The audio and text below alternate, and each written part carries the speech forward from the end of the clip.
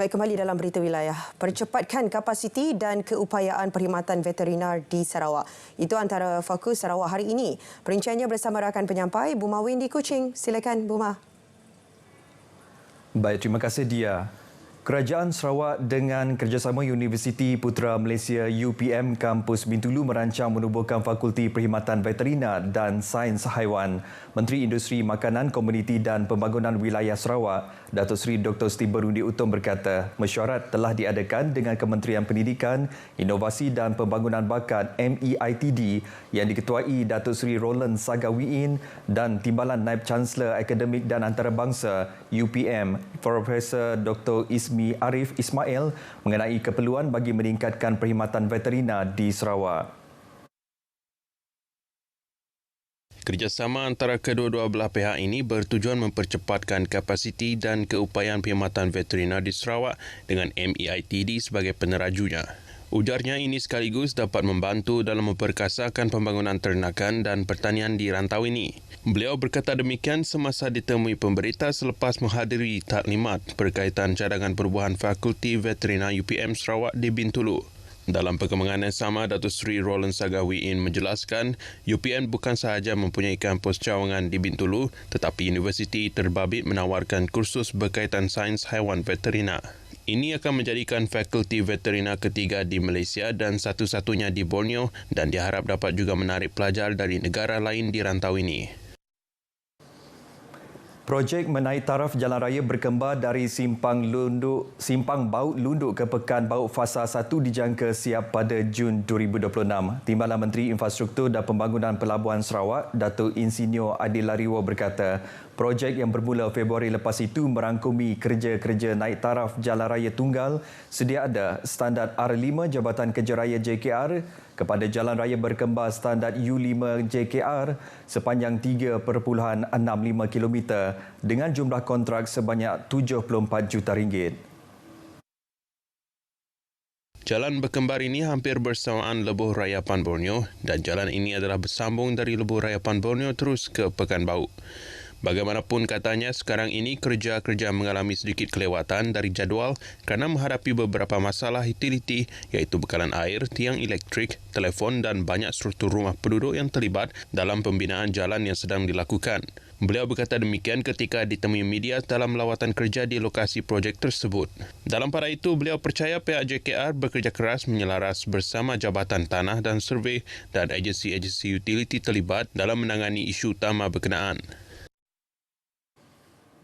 Dengan kedudukan lusung laku yang jauh di pedalaman ditambah akses serta logistik yang mencabar, pastinya agak sukar untuk komuniti Penan memasarkan hasil kraf mereka.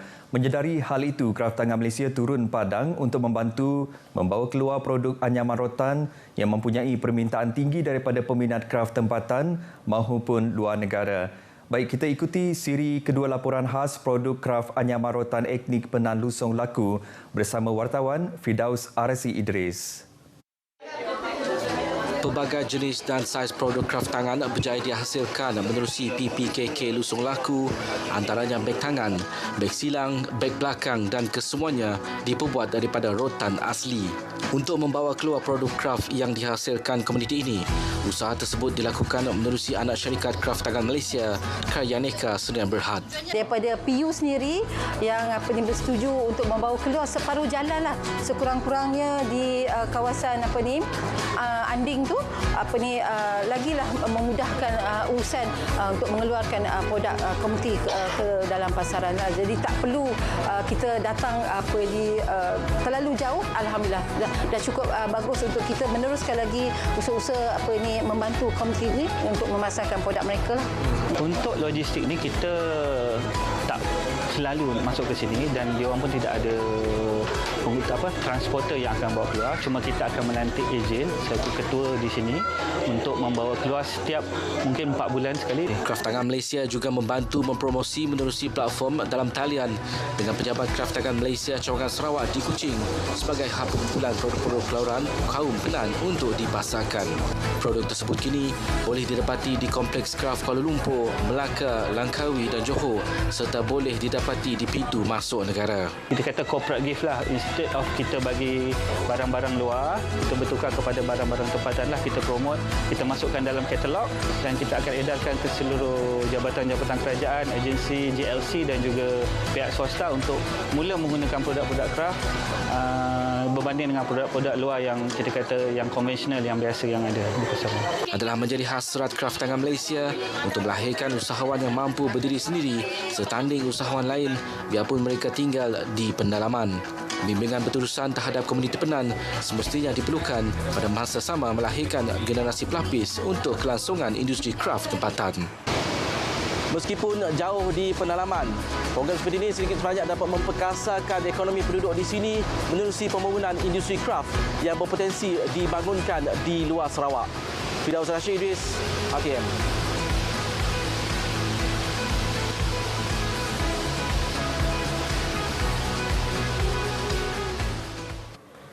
Kembara Rio Oha bersama Mobile Legends Bang Bang edisi ke-6 akan berlangsung di tempat letak kereta Stadium Negeri Petrajaya Kuching pada Jumaat hingga Ahad ini. Kembara Rio yang merupakan inisiatif Kementerian Komunikasi melalui kumpulan My Creative Ventures bertujuan untuk merancangkan ekonomi kreatif dengan mencipta peluang pekerjaan bagi artis dan usahawan tempatan, memupuk ekosistem kreatif serta melonjakkan semangat keusahawanan.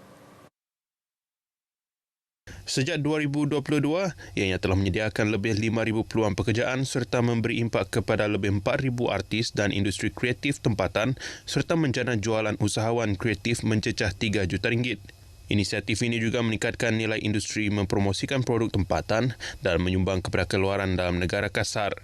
Kolaborasi MLBB, sebuah permainan multiplayer online battle arena MOBA yang berkembang pesat di Malaysia, Indonesia dan Filipina, pastinya akan menarik lebih ramai peminat permainan dalam talian datang berkunjung serta memeriahkan lagi Kembara Rio kali ini. Turut ditampilkan pada Kembara kali ini ialah Ella, Noh Hujan, Insomniac, Midnight Physics serta artis tempatan Sarawak. Selain muzik, bengkel seni dan aktiviti interaktif, terdapat juga vendor menjual makanan serta barangan unik. Cawangan Operasi Marin Khidmat Sokongan dan Penguatkuasaan ABT Unit Operasi Darat Kuching Jabatan Kastam Diraja Malaysia Sarawak telah merampas 68,888 batang rokok dan hampir 8,000 liter minuman keras yang disyaki barang tak berkastam di Kuching pada 17 Julai lepas.